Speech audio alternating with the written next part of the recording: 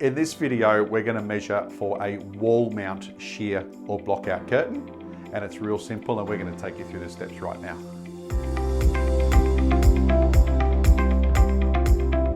So all we need to do now is just measure between the walls. So if I could just get you to hold the tape measure against the wall for me.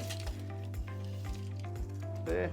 I'm going to make sure that we pull the tape measure nice and tight, and I'm going to measure into my corner, and my measurement is 2740 millimeters. So our wall-to-wall measurement was 2740 millimeters. Now we can't order the track at that width because we need to take a small deduction. So we take 20 mils off that size, and our order width from iSeekBlinds is 2720 millimeters. Tiny little bit of clearance on each side.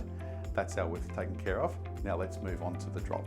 So now I'm going to measure the drop in 3 places, and because we're fitting onto the wall, in this instance, I'm just going to measure from the floor to directly below the cornice, and that's going to be the measurement that I provide iSeekBlinds. We want to try and get it as high as possible, essentially to the top of the bracket of where we're measuring to. In this case, I'm going to put the bracket directly underneath the cornice. So tape measure down on the ground, and the measurement to the underside of the cornice is 2335, and over that side, underside of the cornice is 2335 millimeters. So that's now our width and our drop taken care of for our wall mount sheer or blockout curtain.